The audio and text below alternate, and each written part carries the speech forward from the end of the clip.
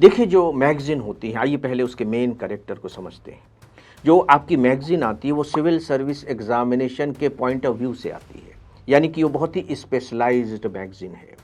तो जब हम ये टाइटल पढ़ते हैं तो बट नेचुरल है कि स्टूडेंट के दिमाग में ये बात आएगी कि नहीं, ये मैगज़ीन तो हमारे लिए है और हमें पढ़ना ही चाहिए, और अगर ऐसी बात आ रही है तो कोई गलत नहीं है। लेकिन सवाल ये उठता है कि क्या वह मैगज़ीन आपके हिसाब से पब्लिश हो रही है? उदाहरण के तौर पर, जैसे एक मैगज़ीन है, मैगज़ीन के पेज फिक्स होते हैं कि ये 100 पेज की निकलेगी, 200 पेज की निकलेगी। आप मार्केट में चले जाइए, दुनिया भर के टाइटल्स अवेलेबल हैं, उनके साइज़ भी अलग-अलग है। आपको 50-60 पेज से लेकर के 200 पेज तक की मैगज़ीन मिल जाएगी।